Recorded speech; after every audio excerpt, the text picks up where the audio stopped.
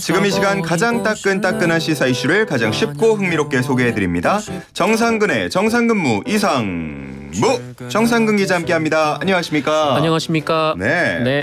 자, 오늘 저희 퀴즈 앞서서 좀 듣고 오셨나요? 네네, 들었습니다. 예. 네. 운전하실 때 제일 어려운 때가 언제예요? 운전을 할 때요. 예. 운전을 할 때 뭐 가장 어려운 때는 좀 시야가 좀 안 보였을 때. 시야가 안 보일 때. 차를 운전하다 보면은 좀 그런 부분들이 좀 있죠. 맞습니다. 저도 네. 시야가 안 보일 때 어렵고요. 또 신호가 불명확할 때. 불명확할 때. 그러니까 그렇죠. 예를 들어 좌회전 같은 경우는 좌회전 신호가 떨어지면 가면 되니까 네. 물론 비보호가 있긴 합니다만 간단한데 쉬운데 이때는 참 언제 해야 될지 모르겠다. 그렇죠. 그런 고민이 될 때가 있습니다. 좀 운전석이랑 좀 멀다 보니까 이거를 할 때 좀 시야적으로도 좀 안 보이는 면이 있습니다. 특히나 이렇게 돌다 보면은 그 뭐 A필러라고 하나요? 그런데 가려가지고 네. 좀 시야의 사각지대도 있다 보니까 항상 어려운데 그래서 사고가 많이 나곤 했고요. 그거를 막기 위해서 이번에 이제 개정이 되고 단속도 실시를 하는 거죠. 그렇죠. 1번 우회전할 때, 2번 좌회전할 때, 3번 직진할 때, 4번 후진할 때입니다. 정답 아시는 분은 단문 50원, 장문 100원, 샵 0945로 보내주시면 되겠습니다. 자, 그러면 오늘 본격적인 주제로 들어갈 텐데 네. 윤석열 대통령의 방미 소식부터 짚어보도록 하겠습니다. 오늘 네. 아침까지도 계속해서 소식들이 업데이트가 되는 것 같은데 어떤 내용들 들어왔습니까? 뭐 일단 미국은 이제 우리랑 시간이 완전히 정반대니까요. 자고 있는 사이에 뉴스들이 굉장히 좀 많이 들어왔습니다. 맞아요. 일단 윤석열 대통령이 이번 넷플릭스 대표와 만나서 좀 3조 3천억 원의 투자 유치를 했다라는 소식이 전해졌습니다. 3조요? 네, 윤석열 대통령이 지금 그 국빈 방문 중이고 이제 미국의 국빈은 이 블레어하우스라는 영빈관에서 이제 머물게 되는데 이제 서렌도스 넷플릭스 공동 최고 경영자가 이 블레어하우스로 와서 윤석열 대통령과 만났고 그리고 나서 두 사람이 공동으로 이 3조 3천억 원의 이제 투자 계획을 발표를 했습니다. 그래서 넷플릭스에서는 뭐 한국의 뭐 콘텐츠에 이렇게 좀 많이 투자를 하겠다라는 얘기를 했고요. 또 한국의 콘텐츠가 굉장히 좀 전 세계적으로 큰 인기를 얻고 있고 큰 기회가 될 것이다. 좀 이런 입장을 밝혔습니다. 그동안에도 이 넷플릭스를 통해서 우리 작품들이 상당히 많이 공개가 됐고 인기를 많이 끌었는데 투자가 이어지면은 더 뭐 좋은 작품들 많이 나올 테니까. 네, 그렇죠. 네, 한번 기대를 해보도록 하겠습니다. 사실 뭐 넷플릭스도 우리나라 콘텐츠로 참 많은 도움을 받았죠. 예, 그렇죠. 좀 많이 나눠줬으면 좋겠어요. 우리 콘텐츠 제작하는 분들, 출연하는 분들한테 좀 수익이 많이 좀 갔으면 좋겠다는 생각이 들고 뭐 그런 얘기도 뭐 종종 앞으로 계속 하게 되겠죠. 이번 계기를 삼아서. 그러길 바랍니다. 네. 그리고 가장 뭐 주목되는 것 중에 하나가 이제 확장 억제 강화를 과연 어떤 수준으로 어떻게 발표를 할 것인가인데 이번에 대통령실에서 공동선언이 아닌 별도 문건을 발표할 것이다. 이런 내용이 나오는 것 같아요. 그만큼 대통령실에서는 이 확장 억제 강화를 이번 한미 정상회담의 가장 큰 성과로 좀 두고 있는 것 같습니다. 그러니까 북핵 위기가 있다 보니까 이 동맹국인 미국이 얼마나 우리의 안전을 좀 확고히 담보를 해주느냐 좀 여기에 좀 대통령실은 초점을 맞추고 있는 것 같고요. 뭐 실제로 미국도 이 부분에 대해서 어느 정도 좀 공동선언에 반영을 할 것으로 보입니다. 이 미국의 이제 제이크 설리번 국가안보 보좌관이 뭐 이 확장 억제 부분에서 성과가 날 것이다 이런 입장을 밝힌 바가 있는데요. 다만 이 확장 억제를 어디까지 볼 수 있을까 이 부분이 좀 관건일 것 같습니다. 이미 뭐 한국에는 주한미군이 주둔을 하고 있고 또 접경 지역에 유엔사가 주둔을 하고 있죠. 여기에 좀 미국의 군사 평가 기관에 따르면 우리나라는 이미 뭐 세계 6위의 군사력을 갖춘 뭐 군사 강국이고요. 북한은 28위이다 보니까 북한에 비해서 전력이 강한 것으로 평가를 받고 있습니다. 문제는 이제 북한의 핵무기일 텐데 그럼 이 핵무기를 확장 억제할 수 있는 방법은 무엇일까? 이 부분이 이제 관건이 될 것으로 보이고요. 그렇다면 이제 여권 일각에서 제기되는 이제 전술핵 배치가 뭐 당장 떠오르긴 하는데 현실적인 대안은 아니고 또 이 전술핵이 국내에 들어온다는 것 자체가 좀 굉장히 큰 논란거리가 될 거다. 뭐 이런 얘기가 나오고 있습니다. 그래서 대체 이 확장 억제를 확대하는 방법이 뭐냐? 이 공동선언 혹은 뭐 별도의 선언을 통해서 담을 만한 내용은 뭐냐? 이 부분이 이제 아마 핵심이 될 것 같습니다. 윤석열 대통령이 로이터 인터뷰 통해서 나토 이상의 강력한 대응을 언급하기도 했는데 이건 또 어떤 구체적으로 방안이 나올지요? 네, 굉장히 좀 어렵죠. 이게 나토, 그러니까 유럽 지역에는 미국의 전술 핵무기가 있거든요. 예. 뭐 유럽 국가들도 핵무기를 보유하고 있고요. 그러다 보니까 나토 이상의 강력한 대응이라고 한다면 좀 어떤 식으로 좀 확장 억제를 할 것인지 뭐 이렇게 좀 마땅히 떠오르는 부분이 없기는 한데, 우리 자체 핵무장을 주장하시는 분들도 있지만 뭐 사실 그 문제는 뭐 우리가 NPT를 탈퇴를 해야 되는 문제이기도 하고 또 미국에서도 반대할 가능성이 높다라는 평가를 좀 받고 있습니다. 그래서 좀 뭐라고 할까요? 이 확장 억제를 나토 이상으로 좀 보장을 하는 방법, 이 부분이 뭐가 될지가 저도 굉장히 좀 궁금한 대목입니다. 예, 한 목요일, 뭐 금요일 이쯤이면 이제 알 수 있게 되겠죠. 네, 예, 한번 기다려 보겠고요. 앞서서 제가 말씀드린 그 로이터 인터뷰. 공개가 되고 나서 뭐 러시아, 중국 반발이 계속되고 있는 상황입니다. 뭐 타이완 문제, 우크라이나에 대한 무기 제공 문제 이런 것들 한미 정상회담에서도 다뤄지겠습니까? 뭐 우리 정부는 뭐 우크라이나에 뭐 살상 무기를 지원하지 않는다라는 기존의 입장을 계속 유지를 하고 있고요. 또 미국 정부에서도 뭐 우크라이나에 대한 무기 지원은 뭐 한국이 결정한 문제다 이렇게 입장을 밝히고 있습니다. 근데 다만 지금 뭐 분명한 것은 미국의 가장 큰 고민이 바로 이 우크라이나 문제 그리고 이제 대중국 문제 이 부분일 텐데요. 그래서 미국의 싱크탱크 차원에서는 계속해서 이제 우리의 좀 무기 지원을 언급하고 있는 상황이기 때문에 이번 정상회담에서 좀 비공식적으로라도 좀 이 부분에 대한 언급이 있을 것으로 예상이 되고 있습니다. 특히 얼마 전에 미국의 기밀 문서가 공개가 되면서 우리 정부가 좀 곤혹스러운 상황을 맞이했는데 그 기밀 내용이 우크라이나 무기 지원과 관련된 얘기였기 때문에요. 좀 이 부분이 언급될지 또 언급된 내용이 또 공개가 될지 여부도 좀 주목이 되고 있습니다. 비공개로 논의가 될 수도 있다라는 전망도 해주셨고 그런가 하면 워싱턴 포스트와 한 90분 정도 인터뷰를 했다고 하는데 여기서는 100년 전 역사로 인해서 일본이 무조건 무릎 꿇어야 한다는 인식은 받아들일 수 없다라는 내용이 좀 공개가 됐습니다. 지금 뭐 야권에서는 당연히 비판을 하고 있고 여권에서는 일부 뭐 또 오역이다라고 반응하는 것 같은데 지금 이 상황 어떻게 흘러가는 겁니까? 뭐 일단 워싱턴 포스트가 공개한 보도에 따르면 그 윤석열 대통령이 100년 전 일로 그 일본이 무릎 꿇어야 한다는 생각은 받아들이지 못한다라고 얘기를 했는데 굉장히 좀 큰 논란이 됐죠. 근데 그 국민의힘에서는 이렇게 주장을 하고 있습니다. 그러니까 이게 주어가 지금 워싱턴 포스트에는 분명히 나와 있지 않은데 일본을 지칭해서 얘기를 한 거다. 그러니까 우리가 이 일본이 100년 전 일로 무릎을 꿇어야 한다는 생각을 못 받아들이는 게 아니라 일본이 그렇게 스스로 하는 것 같다. 100년 전 일로 무릎을 꿇는 건 못 받아들이는 것 같다라고 이제 해명을 했습니다. 근데 다만 이 대통령실에서는 이 말 자체에 대해서 부인을 하진 않았었고요. 그리고 윤석열 대통령이 이 워싱턴 포스트 인터뷰에서 또 별도로 언급한 부분은 유럽은 100년 전에 일이 있었지만 그래도 좀 같이 공존할 수 있는 방법을 좀 모색하고 있다 이런 얘기도 했었거든요. 이런 점을 좀 종합해 봤을 때는 이 생각을 못 받아들인다라는 부분이 윤석열 대통령의 생각 아니냐 좀 이런 반박도 나오고 있는 상황입니다. 유럽과는 좀 확연하게 사과라는 부분에서 차이가 있으니까요. 독일 같은 경우에는 굉장히 많은 사과를 얼마 전에도 지금도 하고 있죠. 계속 하더라고요. 교과서에서도 분명히 가르치고 있고요. 다릅니다. 상황이 좀. 자. 윤석열 대통령이 그동안 외교 일정을 마치고 나면 지지율이 오히려 좀 거꾸로 떨어지는 모습을 보이곤 했었는데 이번에는 어떨지도 궁금하고요. 좀 반등을 위해서 국빈 방문해서 꼭 챙겨와야 할 게 있다라면 뭐가 있을까요? 뭐 사실 그동안에 좀 많은 대통령들이 해외 순방을 다녀오면 지지율이 좀 올라갔었거든요. 근데 말씀하셨듯이 윤석열 대통령은 좀 해외 순방 이후 좀 지지율이 하락하는 모습이 있었습니다. 논란이 계속 불거졌기 때문으로 보이는데 뭐 이른바 뭐 바이든 날리면 논란도 그렇고 시작이었죠. 또 의전 논란도 그렇고 뭐 이런저런 논란들이 좀 있었습니다. 그래서 사실 이번에 큰 실수만 하지 않으면 뭐 한미동맹 70주년을 맞는 국빈 방문이라는 의미가 있으니까요. 뭐 큰 실수만 없으면 뭐 지지율이 하락하진 않을 것 같습니다. 알겠습니다.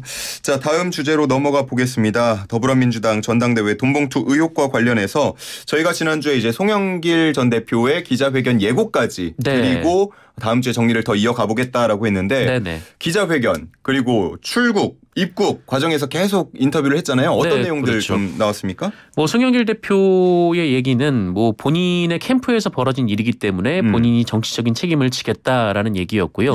그래서 뭐 탈당을 하고 뭐 검찰 수사도 뭐 바로 이제 응하겠다라는 입장을 밝혔습니다. 다만 이 돈봉투 논란에 대해서는 본인과는 좀 무관한 일, 그러니까 본인은 몰랐던 일, 좀 이렇게 선을 그은 상황이긴 합니다. 있습니다. 자, 뭐 탈당 그리고 조기 귀국 하는 분위기인데. 네. 그래도 여권에서는 또 뭐 꼬리 자르기다 이런 비판 이어지는 것 같아요. 뭐 일단 송영길 전 대표가 탈당을 했죠. 이 탈당을 했는데 이건 이제 민주당과 선을 그었다라고 봐야 될 것 같은데요. 예. 이 송영길 전 대표가 좀 민주당 전 대표이다 보니까 뭐 당 차원에서 벌어진 일로 비춰지는 측면이 있는데 예. 어쨌든 송영길 대표가 한 얘기는 이 캠프에서 벌어진 일이고 이 정치적 책임이 이제 본인이다라는 얘기를 한 겁니다. 그러니까 예. 이 민주당 전체와는 관계가 없다라고 선을 그은 거고 그래서 탈당을 한 것으로 보이는데요. 만약에 이 송영길 전 대표가 탈당을 하지 않았다면 이 당내에서 출당 얘기가 계속 불거졌을 가능성이 높고 그때마다 이제 민주당이 언론 보도의 중심에 서야 되는데 예. 일단 탈당을 했으니까 뭐 민주당 안에서는 뭐 자체 수사도 사실 할 수 없는 그런 상황이 돼버린 거고 그러다 보니까 이 사건의 중심이 민주당에서 송영길 전 대표로 넘어온 그런 상황입니다. 예. 그래서 이제 국민의힘이 좀 꼬리 자르기 이렇게 주장을 하고 있는 것 같습니다. 송영길 전 대표의 그 인터뷰하는 모습 뭐 아니면 그 말투 뭐 등등을 보면 꽤 이제 당당한 식으로 보이거든요. 네네. 정말 알았는지 몰랐는지 혹은 가담했는지 뭐 이런 부분이 앞으로 쟁점이 될 텐데 이게 선거 당시 상황을 감안해 보면은 모를 수도 있는 겁니까? 이 돈의 성격이 좀 어떤 것이었느냐가 이 문제를 가르는 핵심일 것 같은데요. 예. 어쨌든 이 송영길 대표 캠프에서 또 이제 선거를 뛰고 있는 좀 주요 책임자에게 뭐 적게는 30만 원, 많게는 몇백만 원까지 돈을 준 거는 좀 분명한 사실인 것 같습니다. 예. 다만 이 전당대회에서 당선을 위해서 돈 봉투를 뿌린 것이냐, 뭐 이 문제가 하나 있을 테고요. 그러니까 이거는 이제 표를 샀다라는 비판을 받을 수밖에 없죠. 아니면 이 전당대회에서 뛰고 있는 사람들에게 이 실무 지원 차원에서 돈을 준 것이냐, 좀 이 부분도 있을 수가 있습니다. 제가 듣기로는 두 가지가 모두 불법인 건 맞는데요. 이 사안의 중대성은 좀 차이가 있을 수가 있습니다. 그래서 이 검찰 수사가 앞으로 이 부분을 규명해야 할 것으로 보입니다. 알겠습니다. 뭐 검찰 수사라고 말씀을 해주셨는데 뭐 당장 오늘이라도 수사 뭐 요청 들어오면은 나 응하겠다라고 네네. 말을 하고 있는 상황이잖아요. 네, 검찰은 언제 수사에 들어가는 겁니까? 뭐 검찰은 뭐 차근차근 수사를 해 나가겠다라는 입장인데요. 어쨌든 뭐 이 선거 참여한 실무진들에게 돈을 줬다라는 이 부분이라고 하더라도 어쨌든 이 송영길 전 대표가 뭐 알았다면 좀 문제가 될 수밖에 없는 그런 상황이겠죠. 근데 이제 뭐 강래구 전 이제 수사공사 상임감사에게 좀 이 부분에 대해서 책임을 묻기 위해서 구속영장을 청구를 했는데 예. 일단 법원에서는 좀 기각이 됐던 그런 상황이다 보니까요. 예. 일단 검찰 수사는 이 강래구 씨로부터 출발을 해서 좀 송영길 전 대표로 올라가는 그런 수사가 이어질 것으로 보입니다. 예. 자, 영장 기각된 사유 일단 녹취 파일까지도 물증으로 제시가 된 상황에서 기각이 됐는데 네. 검찰은 영장을 재청구하겠다고 밝힌 상황입니다. 더 뭐 명확하고 더 뚜렷한 증거 확보가 가능할까요? 이 법원에서 이 영장을 기각한 이유는 뭐 혐의가 불분명하다 이거는 아니고요. 그러니까 혐의는 어느 정도 있지만 이 방어권을 보장하지 않을 만큼 이 혐의가 중대하다고 보지는 않은 것 같습니다. 예, 예. 그러니까 법원 입장에서는 불법성은 있지만 뭐 매표나 매간매직 같은 뭐 중대 혐의는 아니다라고 본 것 같은데요. 검찰이 앞으로 좀 해야 할 것은 이 강래구 씨가 준 돈이 어디로 갔는지 그리고 예. 이 돈이 어떻게 조성이 됐는지 또 선거에 어떤 영향을 미쳤는지 이 부분이 핵심이 될 것으로 보입니다. 자, 뭐 앞으로 민주당 차원에서 또 어떻게 대응을 이어갈지도 많이 주목이 되는데 네. 일각에서는 선제적으로 현역 의원들 전수조사하자라는 주장까지 나오는 것 같아요. 네, 뭐 그런 얘기가 뭐 나오곤 있기는 합니다만 뭐 사실 좀 어렵죠. 그러니까 네. 전수조사를 하더라도 이 받은 의원들이 사실대로 말한다는 보장이 없을 테고 설령 실제로 돈을 받은 사실이 없다라고 하더라도 이 검찰이 수사 중인 상황에서 이 결과를 여론이 쉽게 받아들이기도 어려울 것 같습니다. 예. 결국은 이제 검찰 수사 결과, 그러니까 공소장이 나와야 이 검찰이 이 사건을 어떻게 보고 있는지 좀 정확한 틀이 보여질 것 같고요. 하지만 뭐 일단 강래구 씨 구속영장이 기각된 상황이어서 좀 검찰 수사의 동력이 좀 떨어진 면은 있습니다. 예. 뭐 전수조사까지는 아니더라도 뭐 녹취록에 목소리가 담긴 윤건석 의원이나 이성만 의원에 대해서는 뭔가 조치가 필요하지 않냐라는 목소리는 계속되는 것 같은데요. 그렇죠. 이게 송영길 전 대표에 대한 비판의 지점도 그 부분에 맞춰져 있는데요. 뭐 본인이 뭐 이제 떳떳하고 본인이 억울한 거를 좀 넘어서 이제 본인 캠프에서 벌어진 일이었기 때문에 본인이 이제 같이 이제 캠프에서 활동했던 사람들을 모아서 들어가서 정확하게 진상 조사를 하고 송영길 전 대표라도 먼저 이 부분이 어떻게 된 일이다라고 좀 국민 앞에서 정확하게 설명을 해야 되지 않느냐 좀 이런 비판도 나오고 있습니다. 예. 자, 뭐 워낙 이 문제로 시끄럽다 보니까요. 지금 사실 민주당 원내대표 선거 28일 앞두고 있고 오늘 10시 반부터는 후보 4명 토론회도 열린다고 하는데 거의 많이 보도가 되진 않고 있는 상황입니다. 그렇습니다. 지금 4파전 누가 어떻게 경쟁하고 있습니까? 일단 3선에 박광원 의원, 박범계 의원 그리고 홍익표 의원이 출마를 선언했고요. 또 재선에서는 김두관 의원이 출마를 선언했는데요. 일단 박광원 의원이 비명계로 분류가 되고 남은 후보들은 범친명으로 분류가 되고 있습니다. 그러다 보니까 뭐 일단 친명표가 분산될 가능성이 높다 보니까 뭐 이렇게 보면은 박광원 의원이 좀 유력해 보입니다만 다만 이 당내 친명계가 또 워낙 많아진 상황이다 보니까 좀 상황을 쉽게 짐작하기는 어려울 것 같습니다. 뭐 간만에 한번 해볼까요? 정상근의 촉. 쉽지 않을 것 같은데요. 한번 던져보시죠. 글쎄요. 만약에 뭐 결선 투표가 이루어진다면은 뭐 박광원 의원과 홍익표 의원이 올라가지 않을까라는 생각이 좀 들기도 하고요. 그렇게 일단 반 정도로 한번 추려봤습니다. 자, 알겠습니다. 다음 주제로 넘어갈게요. 다음은 제3지대 신당 얘기를 한번 해볼 텐데 지금 뭐 여야 모두 다 좀 시끌시끌하다 보니까 제3지대 정당의 가능성이 커지는 것 같습니다. 금태섭 전 의원이 추석 전 창당을 공식화했다고요? 네, 뭐 제3지대 정당을 만들고 여기서 수도권에서 30석 이상을 할 수가 있다라는 입장을 밝혔고요. 여기에 이제 김종인 전 국민의힘 비상대책위원장이 뭐 충분히 할 수 있다라고 좀 힘을 실어준 그런 상황입니다. 홍준표 대구시장도 이러다가 진짜 제3지대 당 탄생할 수 있겠다 이렇게 전망을 했다고요? 뭐 민주당도 국민의힘도 뭐 당내에서 굉장히 논란이 큰 상황이고 국민들이 아무래도 많이 실망을 하셨을 것이다 보니까 뭐 이러다 뭐 제3지대 당이 나올 수 있지 않느냐 좀 이렇게 뭐 당내 분위기에 대해서 한번 또 이제 질책을 하는 좀 그런 메시지였던 것 같은데요. 사실 총선 때마다 제3지대 당은 늘 생겼거든요. 다만 이제 계속해서 해체하고 또 합쳐지고 또 이름 바꾸고 이런 일들이 늘 반복되었는데 뭐 충청에 기반을 뒀던 뭐 자민련이라든지 뭐 호남에서 선전했던 국민의당 외에 뭐 큰 성공을 거둔 정당은 사실은 없습니다.